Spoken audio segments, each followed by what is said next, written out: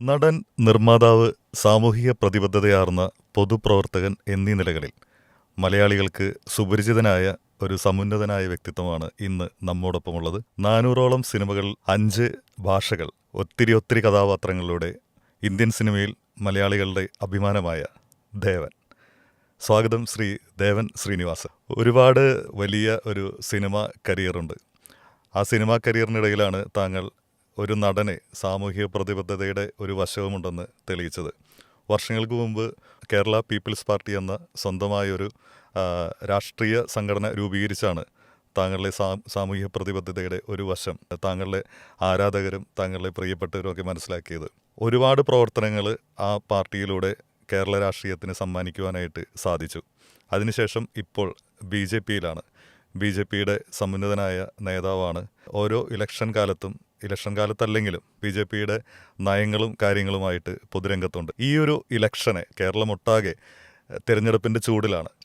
2-3 ദിവസങ്ങൾക്കുള്ളിൽ 2 ഘട്ടങ്ങളിലായിട്ട് ഇവിടെ തിരഞ്ഞെടുപ്പ് സംഭവിക്കും. എങ്ങനെയാണ് ഈ ഇലക്ഷനെ നോക്കിക്കാണുന്നത്? എന്നെ സംബന്ധിച്ചിടത്തോളം ഈ തദ്ദേശ സ്വയംഭരണ സ്ഥാപനങ്ങൾക്ക് വേണ്ടിയുള്ള തിരഞ്ഞെടുപ്പ് ആണ് ഏറ്റവും പ്രധാനപ്പെട്ട തിരഞ്ഞെടുപ്പാണ് ഞാൻ തോന്നുന്നത്. ഈ നമുക്ക് അസംബ്ലി തിരഞ്ഞെടുപ്പുണ്ടെങ്കിലും പാർലമെൻറ്റ് തിരഞ്ഞെടുപ്പുണ്ടെങ്കിലും അതിനേക്കാളൊക്കെ ഏറ്റവും പ്രധാനപ്പെട്ടതും വളരെ ഇമ്പോർട്ടൻ്റ് ആയിട്ടുള്ള ഒരു പ്രക്രിയയാണ് ഈ തദ്ദേശ സ്വയംഭരണ സ്ഥാപനങ്ങൾക്ക് വേണ്ടിയിട്ടുള്ള ഇലക്ഷൻ. അതിനുള്ള കാരണം നമ്മുടെ ജനാധിപത്യത്തിൻ്റെ അടിസ്ഥാന ശില എന്ന് പറയുന്നത് ഒരു വാർഡാണ്. വാർഡിലെ ഇലക്ഷൻ മീൻസ്, അതായത് നമ്മുടെ രാഷ്ട്ര നിർമ്മാണത്തിനുള്ള ആദ്യത്തെ കല്ലാണ് വാർഡ്, പഞ്ചായത്ത്, മുനിസിപ്പാലിറ്റി, കോർപ്പറേഷൻസ്. അപ്പോൾ അതിൻ്റെ പ്രാധാന്യം ഒന്ന് ആലോചിച്ച് നോക്കൂ. വലിയൊരു ബിൽഡിംഗ്, ഒരു പാലസ് ആയ ഒരു നമ്മുടെ ഈ രാഷ്ട്രത്തെ കാണുകയാണെങ്കിൽ അതിൻ്റെ ആദ്യത്തെ ശിലയാണ് ഈ വാർഡ് എന്ന് പറയുന്നത്. അപ്പോൾ ആ ഒരു വാർഡ് മെമ്പർ എന്ന് പറയുന്ന ആളുടെ പ്രാധാന്യം അപ്പം തന്നെ നമുക്ക് അറിയാമല്ലോ, അത്രയും പ്രധാനപ്പെട്ടതാണ്. പക്ഷേ നമ്മുടെ സാധാരണയുള്ള ഒരു ജീവിതത്തിൽ ഒരു രാഷ്ട്രീയ പാർട്ടികളും ഇതിനത്ര പ്രാധാന്യം കൽപ്പിക്കുന്നില്ല. എല്ലാവരും പറയുന്നുണ്ടല്ലോ, ഇതൊരു നമ്മുടെ പഞ്ചായത്ത് ഇലക്ഷനല്ലേ, ഇതും അതും തമ്മിൽ വ്യത്യാസങ്ങളുണ്ട്, ഇവിടെ വേറെ രൂപത്തിലാണ് ജനങ്ങൾ ഇതിനെ കാണുന്നതെന്നും പിന്നെ പറയും അസംബ്ലിയാണ് ശരിയായിട്ടുള്ള സംഭവം, അസംബ്ലിയിലാണ് നമുക്ക് വേണ്ടത്, നമ്മുടെ പവർ ഉപയോഗിക്കേണ്ടതും ഒക്കെ അസംബ്ലിയിൽ നിന്നാണ്. പക്ഷേ എന്നെ സംബന്ധിച്ചിടത്തോളം ഞാൻ വർഷങ്ങളായിട്ട് ഞാൻ രാഷ്ട്രീയത്തിൽ വന്നത് ഒരു വിദ്യാർത്ഥി രാഷ്ട്രീയത്തിലൂടെ വന്ന ആളാണ്. അപ്പോൾ എൻ്റെ പഠനത്തിൽ നിന്നും ഞാൻ മനസ്സിലാക്കിയ ചില സത്യങ്ങളിൽ നിന്നും എനിക്ക് മനസ്സിലായത് ഇതാണ് ഏറ്റവും പ്രധാനപ്പെട്ടത്. ഇതാണ് നമ്മുടെ അടിസ്ഥാന ശില, ആധാരശില എന്നൊക്കെ പറയുന്നതാണ് ഈ ഒരു സംഭവം. അതിനെ നമ്മളങ്ങനെ സാധാരണവൽക്കരിക്കരുത്. അത് വലിയൊരു ഇമ്പോർട്ടൻസ് ആണ്. അതല്ല ഇപ്പം നമുക്ക് അതിനൊരു സെമി ഫൈനലിൽ നിന്നോ ഒരു ക്വാർട്ടർ ഫൈനലിൽ നിന്നൊന്നും പറയാൻ പറ്റില്ല. അത് ഒന്നാമത്തെ ചുവടാണ്, ജനാധിപത്യത്തിൻ്റെ ഒന്നാമത്തെ ചുവടാണ് ഈ തദ്ദേശ സ്വയംഭരണത്തിൻ്റെ ആ ഒരു ഇലക്ഷൻ. താങ്കളെ സംബന്ധിച്ച് താങ്കൾ വിദ്യാർത്ഥി രാഷ്ട്രീയത്തിലൊക്കെ സജീവമായിരുന്നു. തൃശ്ശൂർ സെൻറ് തോമസ് കോളേജിലാണ് പഠിച്ചിട്ടുണ്ടായിരുന്നത്. അതിനുശേഷം സിനിമയിലെത്തുന്നു, സിനിമാ നടനാവുന്നു, നിർമ്മാതാവാകുന്നു, ഒരുപാട് ഭാഷകളിൽ അഭിനയിക്കുന്നു. സാധാരണഗതിയിൽ കേരളത്തിൻ്റെ ഒരു പാരമ്പര്യമനുസരിച്ച് ഈ അടുത്ത് മാത്രമാണ് ചലച്ചിത്ര താരങ്ങൾ പൊതുപ്രവർത്തകരായിട്ട് മാറുകയും അതിൽ വിജയം വരിക്കുകയും ഒക്കെ ചെയ്തിട്ടുള്ളത്. സാക്ഷാൽ നസീർ സാറിൻ്റെ കാലത്താണെങ്കിലും അതിനുശേഷം ഇപ്പം നമ്മോടൊപ്പം ഇല്ലാത്ത മുരളി, അദ്ദേഹം മത്സരിച്ചിട്ടുണ്ടായിരുന്നു, പക്ഷേ പരാജയപ്പെട്ടു. അങ്ങനെ വിജയത്തിൻ്റെ രുചിയെറിഞ്ഞ താരങ്ങൾ ഇവിടെ കുറവായിരുന്നു. പ്രത്യേകിച്ചും സിനിമയും സിനിമാ താരങ്ങളെയും പൊതുപ്രവർത്തകരെയും രണ്ടായിട്ട് കാണുന്നൊരു ശീലമാണ് മലയാളികളെ സംബന്ധിച്ചുണ്ടായിരുന്നത്. തീർച്ചയായിട്ടും സ്വന്തമായി ഒരു പാർട്ടി ഒരു സമയത്ത് രൂപീകരിച്ചു, ഇപ്പോൾ BJPയുടെ ഭാഗമായിട്ട് പ്രവർത്തിക്കുന്നു. ഈ സിനിമയുടെ എല്ലാ സൗകര്യങ്ങളും ചുറ്റും നിൽക്കുമ്പോഴും അതിൻ്റെ ഒരു താരപ്പകിട്ട് നിൽക്കുമ്പോഴും പൊതുപ്രവർത്തകനായി മാറുന്നതിന് ഒരു ഭയം തോന്നിയിരുന്നു. അത് ഏത് രീതിയിലായിരിക്കും അത് ബാധിക്കുക? സിനിമയുടെ പോലെ തന്നെ സിനിമയിലെ ഒരു താരജീവിതം പോലെ തന്നെ നമുക്ക് പൊതുരംഗത്ത് ജനങ്ങൾക്കിടയിലേക്ക് ഇറങ്ങി പ്രവർത്തിക്കാൻ കഴിയും എന്ന് ഉള്ളൊരു ആത്മവിശ്വാസം അതെങ്ങനെയാണ് ഉണ്ടാക്കിയെടുത്തത്? എൻ്റെ കുട്ടിക്കാലത്ത് ഞങ്ങളുടെ വീടിൻ്റെ തൊട്ട് മുമ്പിന് ഒരു റോഡ് പോകുന്നുണ്ട്. അവിടെ ഒരു വാട്ടർ ടാപ്പുണ്ട്, വെള്ളം വരുന്നതിന്. അപ്പോൾ അവിടെ എല്ലാ ദിവസവും രാവിലെ നമ്മുടെ അയൽവക്കത്തെ ആൾക്കാരൊക്കെ വന്നിട്ട് വെള്ളം എടുത്ത് പോകാറുണ്ട്. ഈ പൈപ്പിൻ്റെ ഒരു സ്ഥിതി എന്ന് വെച്ചാൽ ഇങ്ങനെ പൈപ്പ് നിൽക്കുമല്ലോ, അതിൻ്റെ മേലെ ഇതിനെ അടയ്ക്കാനും തോക്കാനുള്ള ഒരു വാൽവാണ്. ഈ വാൽവ് ഇങ്ങനെ മേലേക്ക് വിളിച്ചുകൊണ്ട് ഒരു കയറ് കെട്ടിയിട്ടാൽ വെള്ളം അങ്ങനെ വന്നുകൊണ്ടിരിക്കും. അപ്പോൾ അത് വെള്ളം എടുത്തിട്ട് ആൾക്കാർ പോവുകയും ചെയ്യും. പക്ഷേ ആൾക്കാർ പോകുമ്പോൾ ഈ വാൽവ് ഓഫ് ചെയ്യില്ല, അപ്പോൾ അങ്ങ് വിട്ടിട്ട് പോവുകയാണ്. അപ്പോൾ ഇവർ വെള്ളം എടുത്തതിന് ശേഷം പോയാലും ഈ വെള്ളം ഇങ്ങനെ വേസ്റ്റായിക്കൊണ്ടിരിക്കുകയാണ്. അങ്ങനെ സാധാരണ ഒരു കണ്ടുവരുന്നൊരു കാഴ്ചയാണ്. അപ്പോൾ അമ്മ ഇങ്ങനെ എപ്പോഴും നോക്കാറുണ്ട്. അമ്മ എന്നോട് പറയും, എന്താണ് ഈ ഇവർ ചെയ്യുന്നത്? എന്നിട്ട് അമ്മ പോയിട്ട് അത് ഓഫ് ചെയ്ത് വരും. അങ്ങനെ ഒരു ദിവസം ഇങ്ങനെ ഒരാൾക്കാർ ചെയ്തിട്ട് ഇങ്ങനെ ഓഫ് ചെയ്ത സമയത്ത് അമ്മ പോയി പറയും, അവരുടെ അടുത്ത് പറയൂ, അമ്മ പോയിട്ട് പറയാം, അവരുടെ അടുത്ത് പറയാം, നിങ്ങളിത് വെള്ളം എടുത്തോളൂ, പക്ഷേ നിങ്ങൾ പോകുമ്പോൾ, നിങ്ങളുടെ ആവശ്യം കഴിഞ്ഞ് നിങ്ങൾ തിരിച്ച് പോകുമ്പോൾ നിങ്ങൾ ചെയ്യേണ്ടത് ആ വാൽവ് ഒന്ന് ഓഫ് ചെയ്തിടുക. അപ്പോൾ അവിടെ നിൽക്കുമല്ലോ, വെള്ളം വേസ്റ്റായി പോവില്ല എന്ന് പറയാൻ പറഞ്ഞു. അപ്പോൾ അമ്മ ഇത് പറഞ്ഞപ്പോൾ എനിക്ക് പേടി, ഭയങ്കര ഭയം. അമ്മ ഞാൻ പോയി പറഞ്ഞ് അവരെന്നെ ചീത്ത പറയും. അപ്പോൾ അവിടെ ആണുങ്ങളും പെണ്ണുങ്ങളൊക്കെ ഉണ്ട് അവിടെ. അപ്പോൾ അമ്മ പറഞ്ഞ്, അല്ല മോൻ പോയി ചോദിച്ചോ എന്താ കുഴപ്പം. അങ്ങനെ നിർബന്ധിച്ച് എന്നെ അങ്ങോട്ട് വിടുന്നു. ഞാൻ അവിടെ ചെല്ലുന്നു. പേടിച്ച് ഞാൻ അവരോട് പറഞ്ഞു, അല്ല ചേട്ടാ, നിങ്ങളിങ്ങനെ വെള്ളം, നിങ്ങളുടെ ആവശ്യത്തിനുള്ള വെള്ളം എടുത്തു കഴിഞ്ഞിട്ട് പിന്നെ നിങ്ങളിത് അടയ്ക്കാതെ പോവുകയാണല്ലോ, ഇത് സ്റ്റോപ്പ് ചെയ്യാതെ പോവുകയാണ്. അപ്പോൾ നിങ്ങൾ വെള്ളം എടുത്തു കഴിഞ്ഞ് പോകുന്ന സമയത്ത് നിങ്ങൾ ഇതൊന്ന് മാറ്റി വെച്ചിട്ട് പോയാൽ വെള്ളം അവിടെ സ്റ്റോപ്പ് ചെയ്യുമല്ലോ, പൈപ്പ് അവിടെ നിൽക്കുമല്ലോ. അപ്പോൾ ഒരു ചേച്ചി, നീ പോടാ ചേക്കാ, നീ അവിടെ പറഞ്ഞു, എന്നെ കുറേ ചീത്ത പറഞ്ഞു, ആണുങ്ങളും പറഞ്ഞു, എന്തോ അങ്ങനെ പറഞ്ഞു. അപ്പോൾ ഞാൻ പേടിച്ചിങ്ങനെ തിരിച്ചു വന്നു. എന്നിട്ട് ഞാൻ അമ്മോട് പറഞ്ഞു, അമ്മ അവരെന്നെ ചീത്ത പറയുന്നു എന്ന് മനസ്സിലായി. അത് കഴിഞ്ഞിട്ട് നെക്സ്റ്റ് ഡേ ഞാൻ കാണുന്നത് എന്താണെന്ന് വെച്ചാൽ, ഇവർ വെള്ളം എടുത്തിട്ട് കഴിഞ്ഞിട്ട് ഞാൻ അതിൻ്റെ തലേദിവസം പറഞ്ഞതുപോലെ തന്നെ അവരെല്ലാവരും ഇത് മാറ്റിവെച്ച് ആ വെള്ളം വരുന്നതിനെ തടഞ്ഞിട്ട് അവർ പോകുന്നത് ഞാൻ കണ്ടു. അപ്പം ഞാൻ ആലോചിച്ചത്, എന്താണ് ഇതിൻ്റെ സംഭവം? ഇന്നലെ അവരെന്നെ ചീത്ത പറഞ്ഞതാണ്, റെസിസ്റ്റ് ചെയ്തതാണ് എന്നെ. പക്ഷേ എന്നിട്ട് ഇന്ന് രാവിലെ ആയപ്പോഴേക്കും അവർ മാറുന്നു. അതിൻ്റെ അർത്ഥം, നമ്മളൊരു കാര്യം പറഞ്ഞാൽ ചിലപ്പോൾ ആദ്യത്തെ റിയാക്ഷൻ ചിലപ്പോൾ അങ്ങനെ ആവാം, ജനങ്ങളുടെ ഫസ്റ്റ് റിയാക്ഷൻ. അതും ചെയ്യാൻ പറ്റില്ല എന്ന് പറയും. കാരണം നമ്മളെന്തെങ്കിലും ഒരു പ്രോജക്റ്റ് കൊണ്ടുവരിക, അല്ലെങ്കിൽ ഒരു അഭിപ്രായ പ്രകടനം നടത്തിയാൽ നമുക്ക് ഒരുപക്ഷെ കിട്ടാൻ ഫസ്റ്റ് റിയാക്ഷൻ എന്നുള്ളത് അതിൻ്റെ ഒരു റെസിസ്റ്റൻസ് ആയിരിക്കും. പക്ഷേ അതിന് ശേഷം അവരുടെ ഉള്ളിൽ ഇത് വന്നിട്ട് ചോദ്യം ഉണ്ടാവും, ആ ചെക്കൻ പറഞ്ഞ് ശരിയാണല്ലോ എന്ന് അവർക്ക് തോന്നും. അത് നമ്മൾ പോയിട്ട് നിർബന്ധിച്ചവരില്ല, അവരെ ആസിഡസ് വിട്ടാൽ അവർക്ക് ഉള്ളിൽ തോന്നും, ഇത് പറഞ്ഞ് ശരിയാണല്ലോ, വെള്ളം വെറുതെ വേസ്റ്റല്ലേ എന്ന് തോന്നും. അടുത്ത നാൾ മുതൽ ഇവർ മാറി. അപ്പോൾ അന്ന് മുതൽ എൻ്റെ മനസ്സിലെന്ന് വെച്ചാൽ, നമ്മളൊരു പരിവർത്തനത്തിന് വേണ്ടി നമ്മൾ എന്തെങ്കിലും ആഹ്വാനം ചെയ്താൽ അത് ആദ്യം ഒരുപക്ഷെ റെസിസ്റ്റൻസ് ഉണ്ടായേക്കാം. പക്ഷേ കാലപ്രവാഹത്തിൽ ആ റെസിസ്റ്റൻസ് മാറിക്കൊണ്ട് അത് അനുസരിക്കുന്ന ഒരു സമൂഹത്തെ നമുക്ക് എടുക്കാൻ പറ്റുന്നുള്ളൂ. ഇതാണ് എൻ്റെ ബാലപാഠം. മനസ്സിലായില്ലേ? പണ്ട് മുതലുള്ളത്. പിന്നെ അന്ന് മുതലേ എനിക്ക് എൻ്റെ ഈ വക കാര്യങ്ങളിൽ ഇടപെടാനുള്ള ഒരു കാര്യങ്ങളൊക്കെ എൻ്റെ അമ്മയിൽ നിന്ന് കിട്ടിയതാണ്. ഒരു തരത്തിലുള്ള ഒരു അസ്വസ്ഥതയാണ്. എന്തെങ്കിലും ഒരു പ്രശ്നം നമ്മൾ കണ്ടു കഴിഞ്ഞാൽ എന്താ അങ്ങനെയെന്നുള്ളത്, അപ്പോൾ നമുക്കൊരു വേദനയാണ്, നമുക്കൊന്നും ചെയ്യാൻ പറ്റുന്നില്ലല്ലോ എന്നുള്ളത്. പല കാര്യങ്ങളും നമുക്ക്, അതായത് നല്ലതല്ലാത്ത കുറേ കാര്യങ്ങളും ന്യായമല്ലാത്ത കുറേ കാര്യങ്ങളും നീതിയില്ലാത്ത കുറേ കാര്യങ്ങളും നമ്മൾ കാണുമ്പോഴും കേൾക്കുമ്പോഴൊക്കെ പ്രതികരിക്കാനുള്ള ശേഷിയില്ല, ശക്തിയില്ല, പേടിയാണ് അന്നൊക്കെ. എങ്കിൽ കൂടി ഒരു അസ്വസ്ഥതയുണ്ട്. എന്താ ഇങ്ങനെ ആവുന്നതെന്നുള്ളൊരു അസ്വസ്ഥത അന്ന് മുതലുണ്ടായിരുന്നു. അങ്ങനെ സ്കൂൾ ലൈഫിലുണ്ടായിരുന്നു. അതിനുശേഷം ഞാൻ കോളേജിൽ വന്നപ്പോൾ കോളേജ് ലൈഫിലുണ്ടായിരുന്നു. അങ്ങനെയാണ് ഞാൻ വിദ്യാർത്ഥി രാഷ്ട്രീയത്തിലേക്ക് ഞാൻ വരാനുള്ള കാരണം അതാണ്. ഏത് സംഘടനയിലായിരുന്നു ആ സമയത്ത് ഉണ്ടായിരുന്നു? KSU saint Thomas college Thrissur. Saint Thomas college Thrissur. അങ്ങനെയാണ് ഇത് കഴിച്ചത്. അത് എനിക്ക് തോന്നുന്ന കാരണം വെച്ചാൽ, ഞങ്ങളുടെ സ്കൂളിൽ ഞങ്ങളുടെ ഹെഡ് മാസ്റ്റർ ഇപ്പോഴും ഞാൻ ഓർക്കുന്നതുണ്ട്, ബാലചന്ദ്ര രാജ. വർഷങ്ങളേറെ ആയെങ്കിലും അദ്ദേഹത്തിൻ്റെ ചില ആശയങ്ങളും ചില വിശ്വാസങ്ങളൊക്കെ ഉണ്ട്. അത് ഞങ്ങളെ ഏറ്റവും കൂടുതൽ സ്വാധീനിച്ച ചില കുറേ കാര്യങ്ങളായിരുന്നു. അദ്ദേഹം പറഞ്ഞു, നമ്മുടെ സ്കൂൾ ക്യാമ്പസിനകത്ത് കക്ഷി രാഷ്ട്രീയങ്ങൾ കയറ്റില്ല. അദ്ദേഹം പറഞ്ഞു, രാഷ്ട്രീയം ആവശ്യമാണ്, പക്ഷെ കക്ഷി രാഷ്ട്രീയം നമ്മുടെ സ്കൂളിൽ കയറ്റില്ല.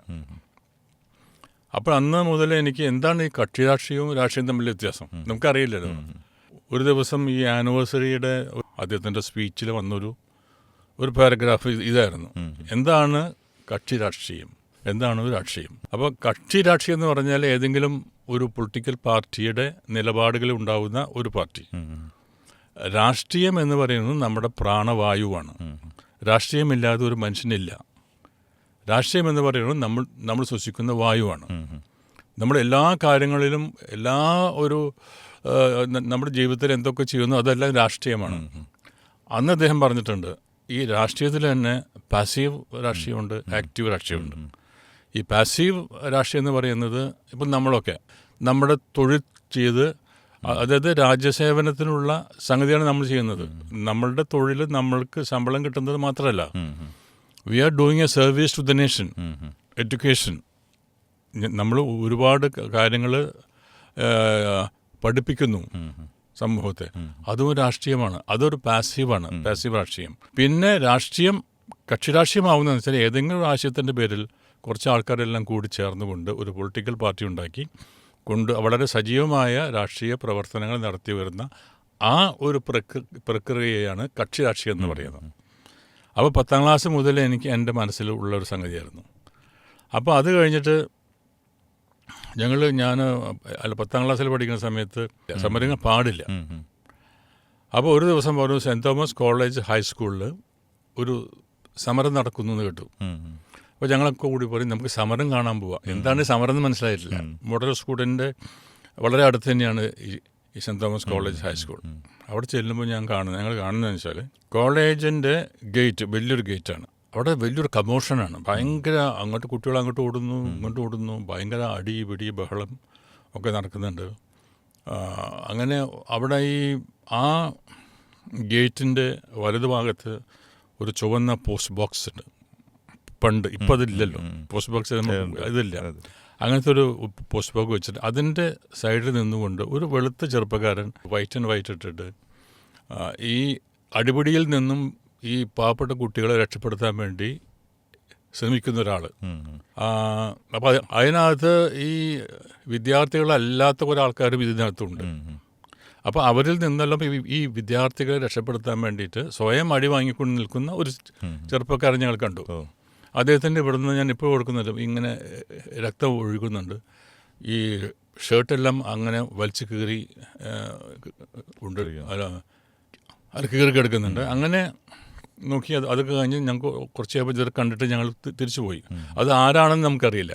പിറ്റേ ദിവസമാണ് നമ്മൾ മനസ്സിലാക്കുന്നത് അതാണ് നമ്മുടെ പിന്നീട് വലിയ രാഷ്ട്രീയ നേതാവായ VM സുധീരൻ എന്ന് പറയുന്ന ലക്ഷണം. അപ്പോൾ അന്ന് അദ്ദേഹം യൂത്ത് കോൺഗ്രസിൻ്റെ ഒരാളായിരുന്നു, വലിയൊരു നേതാവായിരുന്നു. അപ്പോൾ അന്ന് ആണ് ഞാൻ ആലോചിച്ചത് ആക്ച്വലി എൻ്റെ മനസ്സിൽ ഒരു രാഷ്ട്രീയത്തിൻ്റെ ചിത്രം വരച്ച ആദ്യത്തെ മനുഷ്യൻ VM സുധീരനാണ്. മനസ്സിലല്ലേ? അങ്ങനെയാണ് ഞാൻ ആലോചിച്ച് ഇദ്ദേഹത്തിൻ്റെ ഒരു ഇതുണ്ടല്ലോ. അങ്ങനെ ഞാൻ കോളേജിൽ വന്നപ്പോൾ സ്വാഭാവികമായിട്ട് ഞാൻ KSUവിൽ പോയി. അത് KSU എന്നൊന്നും നമുക്കറിയില്ല. അപ്പം VM സുധീരൻ്റെ ഒരു പ്രഭയിലാണ് പോകുന്നത്. ആ ഒരു പ്രഭയിലാണ് ഞാൻ ഇതിനകത്ത് KSUവിൽ പോകുന്നത്. അപ്പോൾ അന്ന് മുതലേ ഇതിൻ്റെ ഒരുപാട് ശുദ്ധമായ രാഷ്ട്രീയം, അതായത് കറകളഞ്ഞ രാഷ്ട്രീയം. അപ്പോൾ VM സുധീരൻ്റെ ഒക്കെ രാഷ്ട്രീയം അതായിരുന്നു. നാട് നന്നാവണം, പിന്നെ നമ്മൾ നന്നാവണം, വളരെ ശക്തമായ രീതിയിൽ നമ്മുടെ നാടിന് വേണ്ടി പ്രവർത്തിക്കണം എന്നുള്ള ചില ആശയങ്ങളുടെ അടിസ്ഥാനത്തിലാണ് നമ്മൾ അദ്ദേഹത്തിൻ്റെ ഒപ്പം നിന്നുകൊണ്ട് ഒരുപാട് 5 വർഷം നമ്മൾ വർക്ക് ചെയ്തു അതിനകത്ത്. അപ്പോൾ കിട്ടിയ ഒരു ഊർജ്ജമുണ്ട്, അപ്പോൾ കിട്ടിയ ഒരു ധൈര്യമുണ്ട്, അപ്പോൾ കിട്ടിയ ഒരു ദിശാബോധമുണ്ട്. അതൊക്കെ തന്നെയാണ് എൻ്റെ ശക്തി. ഇന്നും ഞാനത് സൂക്ഷിച്ചുകൊണ്ട് പോകുന്നത്. എനിക്ക് ഒരുപാട് ഹെൽപ്പ് ചെയ്യുന്നത് അന്നത്തെ ചില ആശയങ്ങളിലൂടെ വിശ്വാസവും അതിൻ്റെ ദൃഢമായ എൻ്റെ ചില കമ്മിറ്റ്മെൻറ്റ്സ് ഒക്കെയാണ്. ഞാൻ നേരത്തെ ചോദിച്ച ചോദ്യത്തിന് തന്നെ ഒരു തുടർച്ച, അതായത് ഒരു ചലച്ചിത്ര താരത്തിൻ്റെ ഒരു ഇമേജിനിടയിൽ ഒരു പൊതുപ്രവർത്തനം എത്രത്തോളം സാധ്യമാണ്, പ്രത്യേകിച്ച് കേരളത്തിൽ. നമ്മൾ അത് രണ്ടായിട്ട് തന്നെ നിൽക്കുന്നൊരവസ്ഥയുണ്ട് പലപ്പോഴും. കുറേ കൂടി ഡൗൺ ടു എർത്തായിട്ട് സാധാരണ ജനങ്ങൾക്കിടയിലേക്ക് ഇറങ്ങി ചെല്ലുന്ന അതും, അതേസമയം തന്നെ ഒരു നടനായിരിക്കുന്നതും ഒരു താരമായിരിക്കുന്നതും, അങ്ങനെ പല വിധത്തിലുള്ള ജോണറുകളുണ്ടല്ലോ നമ്മൾ വ്യാപരിക്കുന്ന ലോകങ്ങൾ. അപ്പോൾ ഇതിനെങ്ങനെയാണ് കാണുന്നത്? എത്രത്തോളം അത് സാധ്യമാണ് ഒരു നടനെ സംബന്ധിച്ച്? ഞാൻ എൻ്റെ അനുഭവം വെച്ച് പറയുകയാണെങ്കിൽ ഞാൻ പറയാം. എൻ്റെ ഒരു അനുഭവത്തിൽ, കാരണം നമ്മളൊരു സെലിബ്രിറ്റി ആകുമ്പോൾ ഒരു സിനിമാ നടനാവുമ്പോൾ ഏറ്റവും വലിയ അഡ്വാൻറ്റേജ് അതെന്ന് വെച്ചാൽ ജനങ്ങളിലേക്ക് ഇറങ്ങിച്ചെല്ലാൻ ഏറ്റവും നല്ലത് ഒരു സെലിബ്രിറ്റി ആവുന്നതാണ്. മനസ്സിലായില്ലേ? കാരണം എന്ന് വെച്ചാൽ നമ്മളെ കാണുമ്പോൾ അവർക്ക് ഇത് കേൾക്കാൻ തയ്യാറാവും, നമ്മൾ കാണാൻ തയ്യാറാവും. അല്ലെങ്കിൽ ഒരു ഒറിജിനൽ ഒരു ഹാർഡ് കോർ പൊളിറ്റീഷ്യൻ ആണെങ്കിൽ ജനങ്ങൾക്ക് താല്പര്യമില്ല, ഇയാൾ എന്തൊക്കെയോ പറഞ്ഞുകൊണ്ട് പോകണം. പക്ഷേ ഒരു നടനോ ഒരു നടിയോ ഒരു സെലിബ്രിറ്റിയോ ഒരു പൊളിറ്റിക്കൽ ആശയവുമായിട്ട് ജനങ്ങൾക്ക് ചെല്ലുമ്പോൾ ഉണ്ടാകുന്ന ഒരു സ്വീകാര്യതയുണ്ടല്ലോ, അത് വലിയ വ്യത്യാസങ്ങൾ. ഇപ്പം ഞാൻ പറയാം, അത് ഞാൻ അങ്ങോട്ടൊന്നും പോകണ്ട. ഇപ്പം ഇന്ന് ഞാൻ ഇവിടെ വരുന്നതിന് മുമ്പ് ഞാൻ ഇപ്പോൾ ഈ പഞ്ചായത്ത് ഇലക്ഷൻ്റെ ഇതിന് വേണ്ടിയിട്ട് ഞാൻ കുറേ സ്ഥലങ്ങളിൽ പോയി.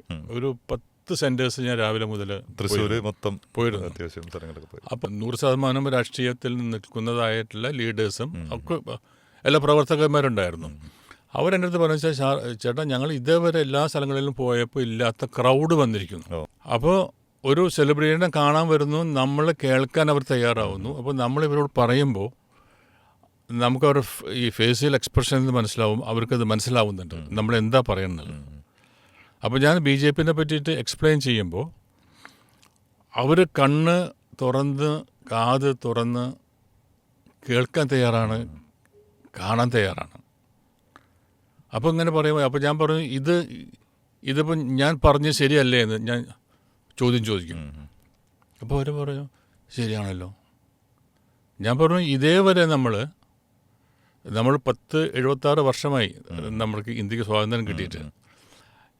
ഇപ്പോഴാണ് നമുക്ക് ഒരു ദിശാബോധം, നമ്മുടെ ഭാരതീയമായ രീതിയിലുള്ള ഒരു ദിശാബോധം നമുക്ക് കിട്ടുന്നത്. അതെങ്ങനെ കിട്ടിയത്? അപ്പോൾ ഞാൻ പറഞ്ഞു, നിങ്ങൾ പണ്ടൊക്കെ ഈ ഭാരതീയ ജനതാ പാർട്ടിയെയും RSSനെയും ഒക്കെ കണ്ടിരുന്നത് ഒരു ഭയത്തോടു കൂടിയല്ലേ? അപ്പോൾ അതേന്ന് പറയുന്നു. പക്ഷെ ഇപ്പോഴോ ചോദിച്ചു. ഇപ്പോൾ അതങ്ങനെയല്ല. ഇതെന്താണെന്ന് വെച്ചാൽ നമ്മൾ പ്രശ്നം എന്ന് വെച്ചാൽ ഇത് ചോദിക്കുന്നില്ല നമ്മൾ.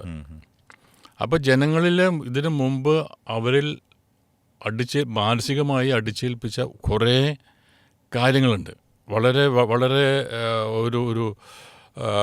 ഒരുതരം തെറ്റിദ്ധാരണകൾ അല്ലെങ്കിൽ മിസ്കൺസെപ്ഷൻസ്, മിത്തുകളൊക്കെ നമ്മുടെ മനസ്സിലേക്ക്, നമ്മുടെ ഇതിലേക്ക് അടിച്ചു വച്ചിരിക്കുന്നത്. അല്ലെങ്കിൽ ഭാരതീയ ജനതാ പാർട്ടി ഒരു ഭീകരന്മാരുടെ പാർട്ടിയാണ്, അല്ലെങ്കിൽ RSS വലിയൊരു വർഗീയവാദികളുടെ ഒരു ഭീകരവാദം കൊണ്ടു നടക്കുന്ന പാർട്ടിയാണെന്നൊക്കെ പറഞ്ഞ് ജനങ്ങളെ പഠിപ്പിച്ചു വച്ചിരിക്കുകയാണ്. അത് പറഞ്ഞ് നമ്മളുടെ 1947 നമുക്ക് സ്വാതന്ത്ര്യം കിട്ടിയതിന് ശേഷം ഉണ്ടായ സർക്കാരുകൾ, കാരണം അവരുടെ ഓരോ സ്വാർത്ഥ താല്പര്യങ്ങൾക്ക് വേണ്ടിയിട്ട് അങ്ങനെ ഒരു നെറേറ്റീവ് സ്റ്റൈൽ ഉണ്ടാക്കിയിരിക്കുന്നതാണ്. അത് മാറ്റാനായിട്ട് ശ്രദ്ധിച്ച് പഠിച്ചു വരുന്ന ഒരാൾക്ക് ഇവിടെ മാറ്റങ്ങൾ ഉണ്ടാക്കാൻ പറ്റും. മനസ്സിലായില്ല? അപ്പോൾ ഇതിനകത്ത് 2016 ഞാനും നമ്മുടെ BJPയുടെ ഏറ്റവും വലിയൊരു ലീഡറായിട്ട് ഒരു സംസാരത്തിൽ, ഒരു ഇൻട്രാക്ഷനിൽ അദ്ദേഹം പറയുന്നതെന്ന് വെച്ചാൽ 2021 BJP ഇവിടെ അധികാരം പിടിച്ചടക്കുമെന്ന് പറഞ്ഞു. അപ്പം ഞാൻ പറഞ്ഞു, with due respect you sir, I regret to disagree with you. അപ്പോൾ അദ്ദേഹം, കാരണം വലിയ ടോപ്പ് മോസ്റ്റ് ലീഡറാണ്, അദ്ദേഹത്തിൻ്റെ മുഖം മ്ലാനമായി. ഇവൻ എന്തൊരു വിഡ്ഢിത്തര പറയുന്നുള്ളതാണ്. അപ്പോൾ എന്ത് ചോദിച്ചു. അപ്പോൾ ഞാൻ പറഞ്ഞു, കാലാകാലങ്ങളിൽ ഇവിടുത്തെ ഒപ്പോസിഷൻ പാർട്ടികളും പ്രത്യേകിച്ച് മീഡിയ ഉണ്ടാക്കിയിട്ടുള്ള റോങ് നെറേറ്റീവ് അബൌട്ട് ഈ Bharatiya Janata party and RSS, അത് മനസ്സിലിങ്ങനെ ക്രോഡീകരിച്ച് കിടക്കുകയാണ് വർഷങ്ങളായിട്ട്. ഒരു ഭയം, ഒരു ഭീതി, മനസ്സിലായില്ലേ? അത് ഒരു ഓർക്കസ്ട്രേറ്റഡ് ആയിട്ടുള്ള ഒരു സംഗതിയാണത്. അപ്പോൾ അതിനെ മാറ്റിയെടുക്കാനായിട്ട് ഇതുവരെ BJPക്ക് കഴിഞ്ഞിട്ടില്ല ആ ഒരു സംഗതി. കാരണം ഒരു തെറ്റിദ്ധാരണയുടെ ഫലമായിട്ട് ഒരു കൺഫ്യൂഷൻ ഉണ്ടാക്കുക. രാഷ്ട്രീയ പ്രസ്ഥാനങ്ങൾ അവർക്ക് വേണ്ട രീതിയിലുള്ള അധികാരം കിട്ടാൻ വേണ്ടിയിട്ടുള്ള അവരുടെ ഒരു ടെക്നിക്കാണത്, അവരുടെ ഒരു നെറേറ്റീവ് സ്റ്റൈലാണ്. മനസ്സിലായില്ലേ? അപ്പോൾ അത് നിങ്ങൾ സർ, നിങ്ങൾക്കത് മാറ്റിയെടുക്കാനായിട്ട് നിങ്ങൾ ശ്രമിച്ചിട്ടില്ല. ഇപ്പോഴും ആ ഭീതിയുണ്ട്. ആ ഭീതി മാറ്റിയെടുക്കാതെ അത് നിങ്ങൾ അഡ്രസ്സ് ചെയ്തിട്ടില്ല. അവരുടെ കൺസേൺ, ജനങ്ങളുടെ കൺസേൺ ഉണ്ട്. ആ കൺസേൺ ഇതുവരെ മാറ്റിയെടുക്കാനായിട്ട് നിങ്ങൾ കഴിഞ്ഞിട്ടില്ല. അതുകൊണ്ട് തന്നെയാണ് ഞാൻ പറയുന്നത് 2021 ഇത് നടക്കില്ല എന്ന് ഞാൻ പറഞ്ഞു. അപ്പോൾ അദ്ദേഹം എൻ്റെ അഭിപ്രായത്തോട് യോജിച്ചില്ല എന്നാണ് അദ്ദേഹത്തിൻ്റെ ഭാവം എനിക്ക് മനസ്സിലാക്കി തന്നത്. ജനങ്ങളുടെ തെറ്റിദ്ധാരണകൾ, മനസ്സിൽ ഒതുക്കി വെച്ചിരിക്കുന്ന കുറേ തെറ്റിദ്ധാരണകളുണ്ട്. അത് നമ്മൾ കണ്ടറിഞ്ഞ് മനസ്സിലാക്കി അവരോട് ചോദിക്കുകയാണ്, എന്താ നിങ്ങൾക്ക് പ്രശ്നം. എൻ്റെ ഒരു സ്ട്രാറ്റജി എന്ന് വെച്ചാൽ, ഇതിനകത്ത് ഞാൻ കൂടുതലും BJP-യോട് താല്പര്യമുള്ള ക്രൗഡിൻ്റെ അടുത്തേക്ക് പോകാൻ എനിക്ക് താല്പര്യമില്ല. കാരണം അതിൻ്റെ ആവശ്യമില്ല. ഞാൻ എപ്പോഴും പറയുന്നുണ്ട്, എൻ്റെ ലീഡേഴ്സിനോട് പറയുന്നുണ്ട്, BJP-യോട് മനസ്സിലാക്കാത്ത കുറേ ആൾക്കാരുണ്ട്, കുറേ ഓഡിയൻസ്. അത് അവരുടെ കുറ്റമല്ല, അവർക്ക് കിട്ടിയിട്ടുള്ള ഇൻഫർമേഷൻ അങ്ങനെയാണ്. അപ്പോൾ നമ്മൾ ചെയ്യേണ്ട അവരുടെ വീടുകളിലേക്ക് പോയിട്ട് അവരുടെ കണ്ണുകളിലേക്ക് നോക്കി നിങ്ങൾ പറയണം, നിങ്ങൾക്ക് എന്താണ് ബുദ്ധിമുട്ട്, എന്താണ് പ്രശ്നം, എന്താണ് BJP നിങ്ങൾക്കെതിരായിട്ട് ചെയ്തിട്ടുള്ളത്, നിങ്ങളുടെ സംശയങ്ങൾ എന്തൊക്കെയാണെന്നുള്ളത്. അപ്പോൾ അവർ പറയുക, അങ്ങനെ നിങ്ങൾ ഞങ്ങളുടെ പള്ളി തകർക്കുമെന്ന് പറയുന്നു, അല്ലെങ്കിൽ മോസ്ക് തകർക്കുമെന്ന് പറഞ്ഞു, എല്ലാവരെയും അല്ല ഹിന്ദുക്കൾ ഒഴിച്ച് ബാക്കി എല്ലാവരും ഇവിടെ നിന്ന് നാട് കടത്തുമെന്ന് പറയുന്നു. ഞാൻ പറഞ്ഞു, ആര് പറഞ്ഞു ചോദിച്ചു. അല്ല അങ്ങനെ ആര് പറഞ്ഞു എന്ന് ചോദിച്ചാൽ, അല്ല അങ്ങനെ ഞങ്ങൾ കേട്ടതൊക്കെ അങ്ങനെ, ഞങ്ങൾ കേട്ടതല്ലേ, അതിൻ്റെ എന്താണ് യാഥാർത്ഥ്യം. 11 വർഷമായല്ലോ BJP അധികാരത്തിൽ വന്നതിന് ശേഷം എന്തെങ്കിലും അങ്ങ് സംഭവിച്ചിട്ടുണ്ടോ നിങ്ങൾക്ക്? നിങ്ങളിവിടുന്ന് പോകാൻ പറഞ്ഞിട്ടുണ്ടോ? ആരെങ്കിലും പറഞ്ഞിട്ടുണ്ടോ? ഞാൻ പറഞ്ഞു, ഇപ്പോഴത്തെ ഭരണാധികാരികൾ നിങ്ങൾക്കെതിരായിട്ട്, നിങ്ങളുടെ മതങ്ങൾക്കെതിരായിട്ട് എന്തെങ്കിലും വാക്കുകൊണ്ടോ പ്രവൃത്തി കൊണ്ടോ പ്രവർത്തിച്ചിട്ടുണ്ടോ? ഒരു എക്സാമ്പിൾ പറയാൻ പറഞ്ഞു. അപ്പോൾ അവർ പറയുക വെച്ചാൽ, ഇല്ല അതിപ്പോൾ അങ്ങനെയൊന്നും, പിന്നെന്താണ് പ്രശ്നം. അപ്പോൾ ഞാൻ മനസ്സിലാക്കിയതെന്ന് വെച്ചാൽ, ഈ ഒരു സംഗതി അഡ്രസ്സ് ചെയ്യണം നമ്മൾ ജനങ്ങളുടെ അടുത്ത് ചെന്നിട്ട്. അതായത് നമ്മളെ എതിർക്കുന്ന പാർട്ടികളുടെ അടുത്ത് പോയതിന് ശേഷം മാത്രം അവരുടെ അടുത്ത് സംസാരിച്ചിട്ട് അവരുടെ തെറ്റിദ്ധാരണകൾ മാറ്റിക്കഴിഞ്ഞാൽ നമുക്ക് ഭയങ്കര വലിയൊരു സ്പേസാണ് കിട്ടുന്നത്. അല്ലാതെ നമുക്ക് കയ്യടി കിട്ടുന്ന ഓഡിയൻസിൻ്റെ അടുത്ത് പോയിട്ട് നമ്മൾ ഒരുപാട് സംസാരിച്ചിട്ട് കാര്യമില്ല. കയ്യടി കിട്ടാത്തൊരു സ്ഥലത്ത് പോയി, ഞാൻ എപ്പോഴും പറയുന്നൊരു കാര്യമുണ്ട്, നമുക്ക് വോട്ട് കിട്ടാത്ത സ്ഥലങ്ങളിലാണ് നമ്മൾ പോകേണ്ടത്. നമ്മൾ പോയിട്ട് അയ്യോ ചേട്ടാ അവിടെ പോകണ്ട, അത് മറ്റേ പാർട്ടികളുടെ വോട്ടാണ്, അങ്ങനെ ഒരു പാർട്ടികളുടെ വോട്ടില്ല, അങ്ങനെ കോട്ടകളില്ല, അങ്ങനെ കോട്ടയിൽ ഒരു വോട്ട് ബാങ്കും ഇവിടെ ഇല്ല, എക്സിസ്റ്റ് ചെയ്യുന്നില്ല. അത് ക്രിയേറ്റഡ് ആണ്. It's not a real thing. ഒരു മിറാഷ് പോലുള്ള സാധനമാണത്. അതുകൊണ്ട് നിങ്ങളത് അവിടെയാണ് പോകേണ്ടത്. അപ്പോൾ ഞാൻ എൻ്റെ പൊളിറ്റിക്കൽ പാർട്ടി 2004 എൻ്റെ സ്വന്തം പൊളിറ്റിക്കൽ പാർട്ടി ഉണ്ടാക്കിയതിന് ശേഷം ഞാനെടുത്ത സ്ട്രാറ്റജിയാണിത്. ഒരു പോക്കറ്റ് ചെല്ലുമ്പോൾ പിള്ളേർ പറയും, ചേട്ടാ അവിടെ പോയിട്ട് കാര്യമില്ല, അവരൊക്കെ മറ്റേ പാർട്ടിയുടെ വോട്ടുകളാണ്. ഞാൻ പറയും, അവിടെയാണ് നമ്മൾ പോകേണ്ടത്. അപ്പം നമ്മുടെ വോട്ട് കിട്ടും ഷുവറായിട്ടില്ല, അവിടെ പോകേണ്ട നമുക്ക് ആവശ്യമില്ല. ഒരു ദിവസം പോയാൽ മതി, നമ്മളുണ്ടെന്ന് പറയാൻ വേണ്ടിയിട്ട്.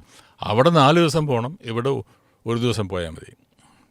അപ്പോൾ അങ്ങനെ വരുമ്പം ഭയങ്കരമായ മാറ്റം കാണുന്നുണ്ട്. അപ്പോൾ ഞാൻ അന്ന് 2004 എനിക്ക് കിട്ടിയ ഒരുപാട് ഫീഡ്ബാക്കുകളുണ്ട്. അപ്പോൾ എൻ്റെ ഒരു ബോധ്യമാണ് നമ്മുടെ സ്ട്രാറ്റജി എന്ന് പറഞ്ഞാൽ, കൺഫ്യൂഷൻസ് നിലനിൽക്കുന്ന മനസ്സുകളിലേക്ക് ഇറങ്ങിച്ചെന്ന് അവരുടെ ചോദ്യങ്ങൾ ചോദിച്ച് മനസ്സിലാക്കുക. ഞാൻ പറഞ്ഞു, അവരുടെ കണ്ണുകളിലേക്ക് നോക്കുക. കണ്ണുകളിലേക്ക് നോക്കിക്കൊണ്ട് നമ്മുടെ ആ ഒരു വീക്ഷണം അവർ കണ്ണിൽ നിന്നും താഴോട്ട് കൊണ്ടുവരിക. മേലോട്ട് തലച്ചോറിലേക്ക് കൊണ്ടുപോകരുത്. തലച്ചോറിൽ കൊണ്ടുപോകുമ്പോഴാണ് ഇവൻ ഹിന്ദുവാണ്, ഇവൻ മുസ്ലിമാണ്, ഇവൻ ക്രൈസ്തവനാണ്, ഇവൻ ഈഴവനാണ്, ഇവൻ നായരാണ് എന്നൊക്കെ ചോദിക്കും. നമ്മൾ ബ്രെയിനിലേക്ക് പോകുമ്പോഴാണ്. നേരെ മറിച്ച് അവിടെ കട്ട് ചെയ്തിട്ട് നമ്മൾ താഴോട്ട്, ഈ കണ്ണിൽ നിന്ന് താഴോട്ട് നമ്മൾ ഹൃദയത്തിലേക്ക് പോയാൽ, ഹൃദയത്തിൽ നമ്മൾ നോക്കാൻ നിങ്ങൾക്ക് മനസ്സിലാവും, അവിടെയാണ് ലവ് എക്സിസ്റ്റ്, സ്നേഹമെന്നത്. ആ സ്നേഹം എന്ന ഈ ഹാർട്ടിനകത്ത് കാണുമ്പോൾ നമ്മളെല്ലാവരെയും ഒന്നായി കാണാൻ പറ്റും. അപ്പോൾ ഞാനവരോട് പറഞ്ഞു, അപ്പോൾ ഞാനിങ്ങനെ ഇത് ഞാൻ പരീക്ഷിച്ചതാണ്. ഞാൻ പറഞ്ഞില്ലേ, ഞാൻ പിന്നെ നമ്മുടെ ഇസ്ലാം മതത്തിൽ ഒരുപാട് സ്ഥലങ്ങളിൽ ഞാൻ പോയിട്ട് ഇങ്ങനെ ഞാൻ പറഞ്ഞിട്ടുണ്ട്. അപ്പോൾ അവരിത് കേട്ടിട്ട് ഒരു സൈക്കോളജിക്കൽ ഹിപ്നോട്ടിസം പോലെയാണ് എനിക്ക് തോന്നുന്നത്. അവരോട് പറയും, ഞാനൊരു ഹിന്ദുവാണെന്നോ, ഞാനൊരു മുസ്ലിമാണെന്നോ, ഞാനൊരു ക്രൈസ്തവാണെന്നോ നിങ്ങൾ വിചാരിക്കരുത്. അതങ്ങനെ വിചാരിക്കുന്ന എപ്പോഴാണ്? നിങ്ങൾ തലച്ചോറിലേക്ക് പോകുമ്പോഴാണ്. അപ്പോൾ നിങ്ങളുടെ തലച്ചോറ് വർക്ക് ചെയ്യും. ഞാൻ തലച്ചോറിൽ സ്നേഹമില്ല, സ്നേഹമുള്ളത് ഹാർട്ടിലാണ്. അപ്പോൾ സ്നേഹമുള്ള ഇടത്തേക്ക് നിങ്ങൾ അവരുടെ മനസ്സിനെ കൊണ്ടുപോയാൽ ആ മനസ്സ് സ്നേഹം കാണും. അവിടെ നിങ്ങൾക്ക് തോന്നും, ഓയ്യോ എന്തൊരു മനോഹരമായ സ്ഥലമാണിത്. അങ്ങനെ മാറ്റിയെടുക്കാൻ പറ്റും. അപ്പോൾ ഞാൻ ഇപ്പോഴത്തെ ഒരു സ്ട്രാറ്റജിയാണ് എല്ലാവരോടും പറയുന്നത്. ഇതാണ് എൻ്റെ സ്ഥിതി. അല്ലാതെ വലിയ റോഡ് ഷോ നടത്തി ഒരു മാറ്റം ഉണ്ടാവില്ല. കാരണം എനിക്കതിലൊന്നും യാതൊരു വിശ്വാസമില്ല. ആസ് എ പൊളിറ്റീഷ്യൻ ഞാൻ എപ്പോഴും പറയുന്നത് വെച്ചാൽ, റോഡ് ഷോയിലല്ല, ആ ഷോ അവരുടെ ഹൃദയത്തിലായിരിക്കണം. വേണ്ടത്. അപ്പോൾ നമ്മുടെ ഈ പോസ്റ്റേഴ്സ് ചുമരുകളിലല്ല വേണ്ടത്, അവരുടെ മനസ്സിലാണ് പോസ്റ്റ് ഒട്ടിക്കേണ്ടത്. അപ്പോൾ അത് ഒരിക്കലും മറക്കില്ല, അവരെപ്പോഴും ആ സംഘത്തിലിരിക്കും. അത് 1-2 ദിവസം കൊണ്ട് സാധിക്കുന്ന സംഭവമല്ല, എനിക്കറിയാം. പക്ഷെ 5-6 മാസം ചിലപ്പോൾ വേണ്ടി വരും ഇത് മാറ്റിക്കഴിഞ്ഞാൽ മാറിക്കഴിഞ്ഞാൽ അത് കോൺസ്റ്റൻ്റ് ആണ്. They will not change. അതുതന്നെ എൻ്റെ ഒരു അറിവ് അങ്ങനെ കിട്ടിയതാണ്.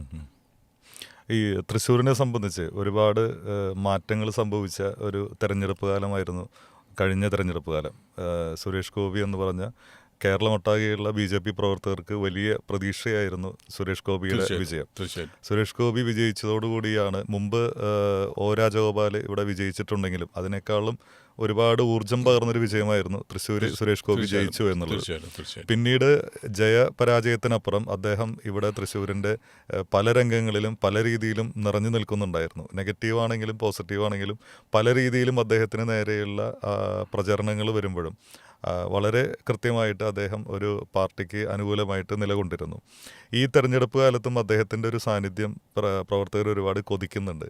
അദ്ദേഹത്തെപ്പോലെ, ഇപ്പോൾ താങ്കളെപ്പോലെ അല്ലെങ്കിൽ അദ്ദേഹത്തെപ്പോലെ ഒരു ഈ നേരത്തെ നമ്മൾ പറഞ്ഞ പോലെ തന്നെ സിനിമയിൽ നിൽക്കുന്ന ഒരാളെ ഈ പൊതുപ്രവർത്തന രംഗത്തേക്ക് നമ്മൾ കൊണ്ടുവരുന്നു എന്ന് പറയുമ്പോഴും കേരളത്തിലെ എത്ര പേര് ഞാനൊരു BJPക്കാരനാണ് എന്ന് പറയാൻ ശ്രമിക്കുന്നുണ്ട്, അല്ലെങ്കിൽ നേരത്തെ പറഞ്ഞ പോലെ ധൈര്യപൂർവ്വം. ഇപ്പോൾ ഞാനൊരു ഇടതുപക്ഷക്കാരനാണ്, ഞാനങ്ങനെ സജീവ പ്രവർത്തകനൊന്നുമല്ല, അതുപോലെ ഞാനൊരു കോൺഗ്രസ് അനുകൂലമായിട്ട് ചിന്തിക്കുന്ന ആളാണ്, പക്ഷേ ഞാനൊരു BJPക്കാരനാണ്, ഞാൻ NDAക്കാണ് വോട്ട് ചെയ്യുക എന്ന് തുറന്നു പറയാൻ കേരളത്തിലെ എത്ര സാഹിത്യകാരന്മാർ, എത്ര കലാകാരന്മാർ ഇപ്പോഴും പേടിക്കുന്നത് എന്തുകൊണ്ടാണ്?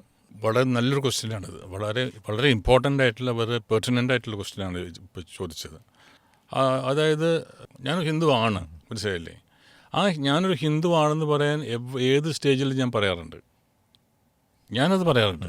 ഞാനൊരു ഹിന്ദുവാണ്, അതുകൊണ്ട് തന്നെയാണ്. അപ്പോൾ ഞാൻ ഒരിക്കൽ വലിയൊരു ഒരു സഭയുടെ 4 ബിഷപ്പുമാർക്കുള്ള ഒരു വേദി, അതിൽ അധ്യക്ഷനും ഇനോഗ്രേഷനൊക്കെ ചെയ്തത് ശ്രീധരൻപിള്ള സാറാണ്, ഗോവ ഗവർണർ.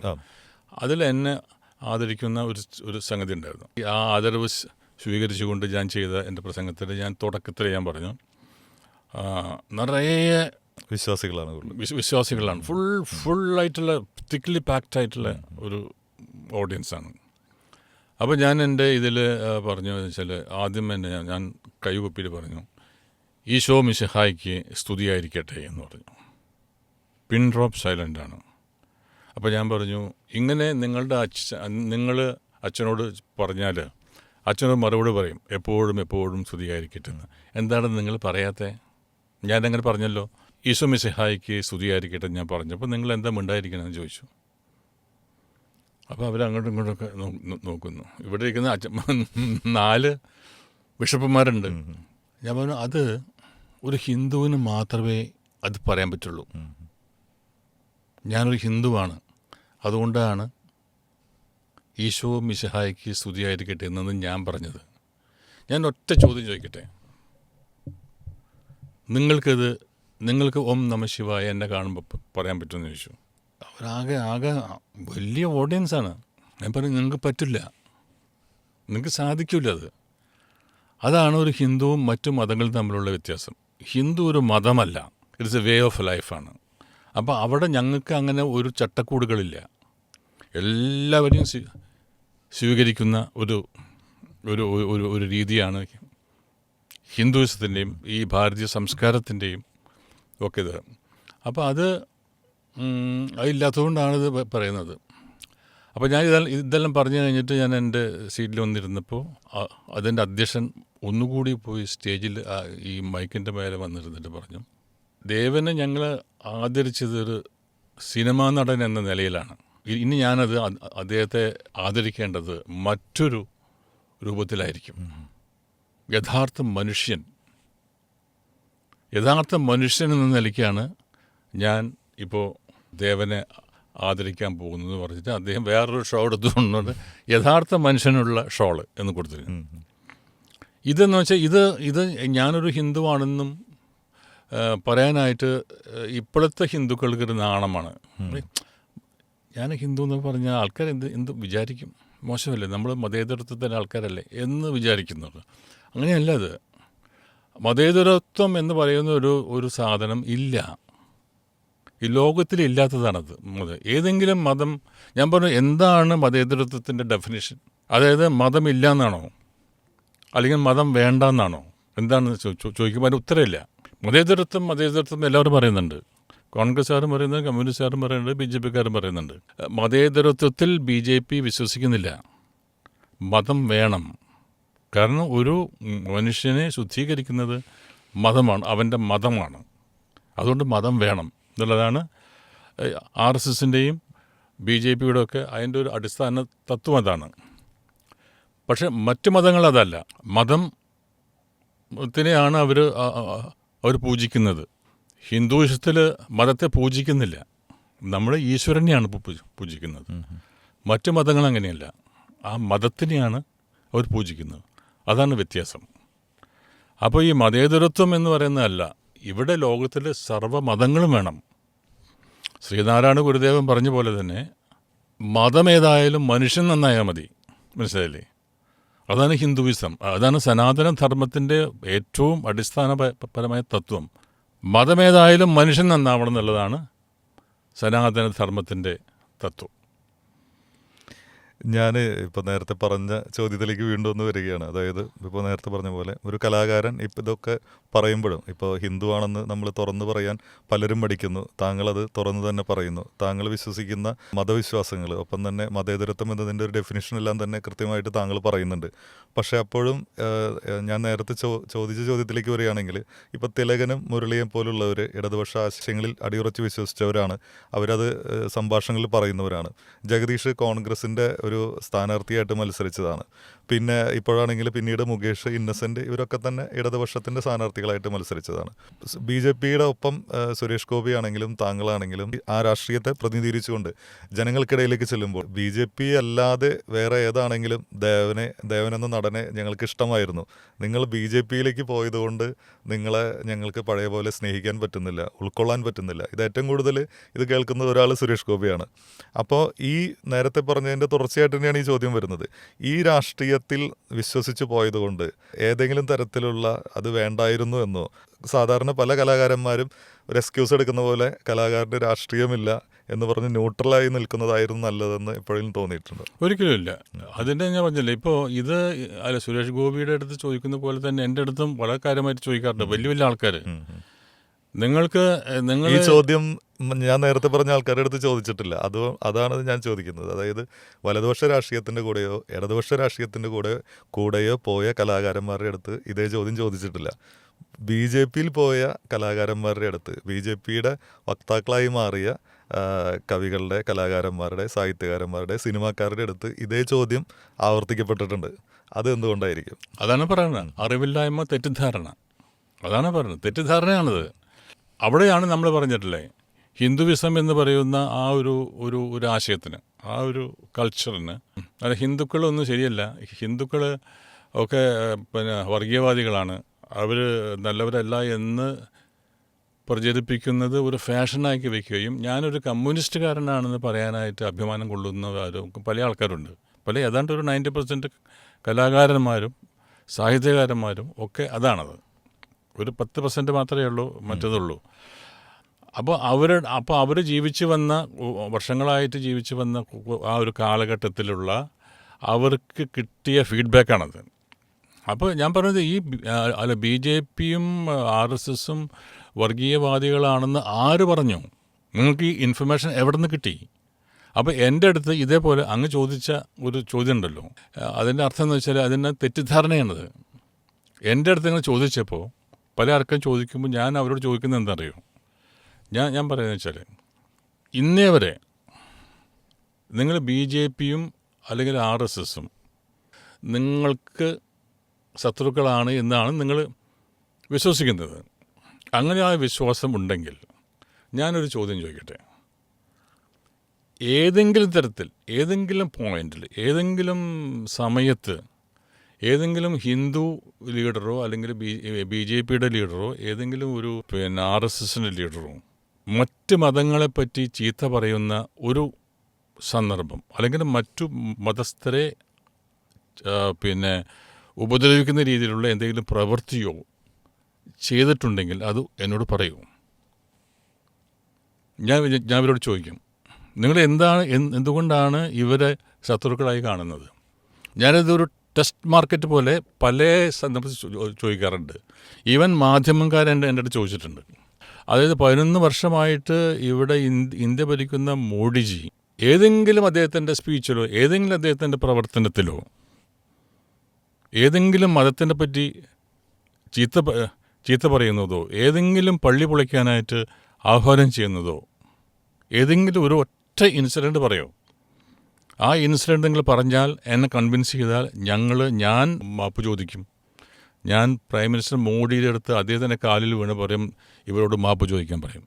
അപ്പോൾ എനിക്ക് ഉത്തരം കിട്ടിയിട്ടില്ല, ഇതുവരെ ഉത്തരം കിട്ടി. ഞാൻ ചോദിക്കുമ്പോൾ അവർ പറയും ആലോചിച്ചുകൊണ്ടിരിക്കുകയാണ്. ഞാൻ പറയും, എന്തെങ്കിലും ആലോചിക്കുന്നത്? ഇപ്പം നിങ്ങൾ പറയുന്നത് നിങ്ങളുടെ മനസ്സിലുള്ളത്, അതായത് സ്ട്രോങ് ആയിട്ടുള്ള ബിലീഫ്, നിങ്ങളുടെ വിശ്വാസം അങ്ങനെയാണല്ലോ. ഒരു ഇൻസിഡൻറ്റ് പറയാൻ പറഞ്ഞാൽ ഒരു ഇൻസിഡൻറ്റ് പറയാൻ പറ്റുന്നില്ല. പിന്നെ നിങ്ങൾക്ക് പറയാം, അവിടെ ഒരു പശുവിനെ കൊന്നു ആൾക്കാർ, അവരെ പശുവിനെ കൊന്ന ആൾക്കാരെ ഇവർ വെടിവെച്ച് കൊന്നു.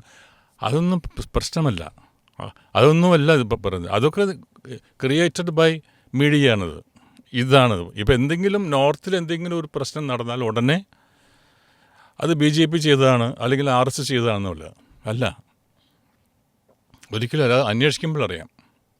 ഞാൻ ഒരു ഗോദ്ര കലാപം, ബാബരി മസ്ജിദിൻ്റെ പ്രശ്നങ്ങൾ, അതൊക്കെ നിങ്ങൾ പഠിക്കൂ, ഹിസ്റ്ററി പഠിക്കൂ. നമുക്കിപ്പോൾ ഫീഡ് ചെയ്തിട്ടുള്ള എല്ലാ ഹിസ്റ്ററികളും നോൺസെൻസാണ്. ഞാൻ പഠിച്ചതും എൻ്റെ അച്ഛൻ പഠിച്ചതും എൻ്റെ അച്ഛൻ്റെ അപ്പൂപ്പൻ പഠിച്ചതുമൊക്കെ ഏതെങ്കിലും ഒരു മാനിപ്പുലേറ്റഡ് ഓർക്കസ്ട്രേറ്റഡ് ഒരു ഹിസ്റ്റോറിയൻ, ബയസ്ഡ് ആയിട്ടുള്ള ഒരു ഹിസ്റ്റോറിയനെ കൊണ്ട് എഴുതിപ്പിച്ച് വെച്ചിട്ടുള്ള പാഠങ്ങളാണ് നമ്മൾ ഇന്നും പഠിച്ചുകൊണ്ടിരിക്കുന്നത്. അത് മാറ്റാൻ ശ്രമിക്കുമ്പോഴാണ് PM ശ്രീ എന്ന സാധനം വേണ്ടെന്ന് പറയാനായിട്ടും ഇപ്പോഴത്തെ ന്യൂ എഡ്യൂക്കേഷൻ പോളിസി വേണ്ടെന്ന് പറയാനുള്ള കാരണം അവരിൽ തലയ്ക്കകത്ത് അടിച്ചു കയറ്റി വച്ചിരിക്കുന്ന ആ തെറ്റിദ്ധാരണകളാണ്. അപ്പോൾ ഇന്ത്യയുടെ സംസ്കാരം എന്താണ്, ഇന്ത്യയുടെ പൈതൃകം എന്താണ്, ഇന്ത്യയുടെ പാരമ്പര്യം എന്താണെന്നുള്ളത് നമ്മളെ പഠിപ്പിച്ചിട്ടില്ല. അത് പഠിപ്പിക്കണം.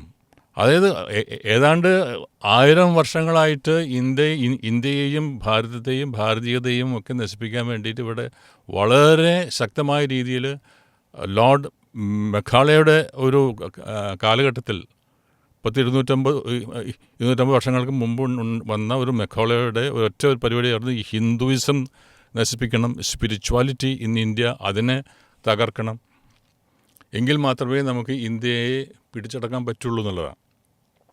ഈ 1000 ആണ്ടുകൾ തന്നെ ഹിന്ദുയിസത്തെ തകർക്കാൻ വേണ്ടി പല ഡൈനാസ്റ്റികളും വന്നിട്ട് ഇന്നും ഹിന്ദുയിസം സ്ട്രോങ് ആയിട്ട് നിൽക്കുകയാണ്. ലോകത്തിൽ ഒരു ശക്തിക്കും ഹിന്ദുയിസത്തെ തകർക്കാൻ പറ്റില്ല. അതിൻ്റെ സ്ട്രെങ്ത്ത്, അതിൻ്റെ പവിത്രത, അതിൻ്റെ മൂല്യം അത്രയ്ക്കുണ്ട്. നമ്മൾ ഈ രാം ജന്മഭൂമിയിലുള്ള മറ്റേ ബാബരി മസ്ജിദ്, അവിടെ ആർക്കിയോളജിക്കൽ ആയിട്ടുള്ള സർവേ നടത്തിയിട്ട് കണ്ടെത്തിയതാണ് അവിടെ ശ്രീരാമത്തിൻ്റെ ക്ഷേത്രമുണ്ടെന്ന് പറയുന്നു.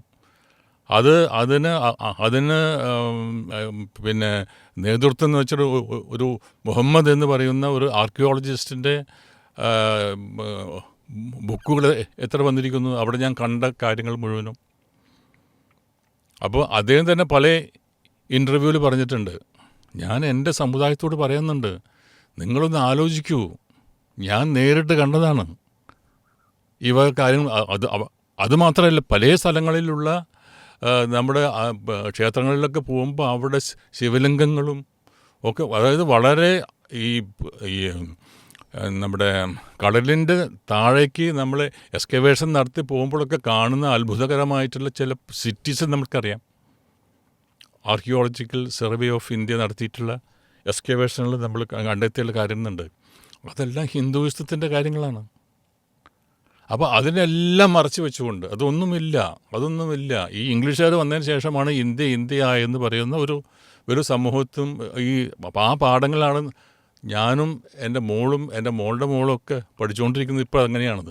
അതിന് മാറ്റം വരുത്താൻ വേണ്ടിയിട്ടാണ് ഭാരതീയമായ ഒരു സംസ്കാരത്തിനെ ജീവിപ്പിക്കാൻ, അല്ലെങ്കിൽ ഒരു ഡിസ്കവർ ചെയ്തുകൊണ്ട് പുതിയതല്ല പഴയ സത്യങ്ങൾ പുറത്തു കൊണ്ടുവരാൻ വേണ്ടിയിട്ടാണ് ഇങ്ങനെ ഒരു സംഗതി വെച്ചിട്ടുണ്ട്.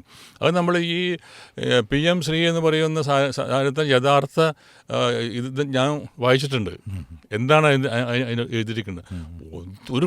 ഒരു പ്രശ്നവുമില്ല. പക്ഷെ അത് വായിക്കാത്തവരാണ് ഇവിടെ ഏറെ കൂടുതൽ ആൾക്കാർ. അതിനെ ഒബ്ജക്റ്റ് ചെയ്യുന്ന ആൾക്കാർ മുഴുവൻ അത് തന്നെയാണ്. അതുപോലെ തന്നെ എഡ്യൂക്കേഷൻ പോളിസി, ഇപ്പോൾ ഇപ്പോഴത്തെ നാഷണൽ എഡ്യൂക്കേഷൻ പോളിസിയിലുള്ള അത് നമ്മൾ പഠിച്ചു കഴിഞ്ഞാൽ ഒരു പ്രശ്നവും അതിനകത്തില്ല. അപ്പോൾ നമ്മളെ ഈ ഭാരതീയ സംസ്കാരത്തിൻ്റെ എന്നെ പറ്റിയിട്ട് നമ്മളെ പഠിപ്പിക്കാതെ മറ്റൊരു നെറേറ്റീവാണ് നമ്മൾ ഇതുവരെ പഠിപ്പിച്ചത്. അത് നമ്മളെ ഈ സ്വാതന്ത്ര്യ സമരം കഴിഞ്ഞിട്ട് ഏറ്റെടുത്ത ഭരണകൂടങ്ങൾ ചെയ്ത അവരുടെ ഒരു ഹിസ്റ്ററി ഉണ്ടാക്കി വച്ചിരിക്കുകയാണ്. അതാണ് നമ്മളെ പഠിപ്പിച്ചത്.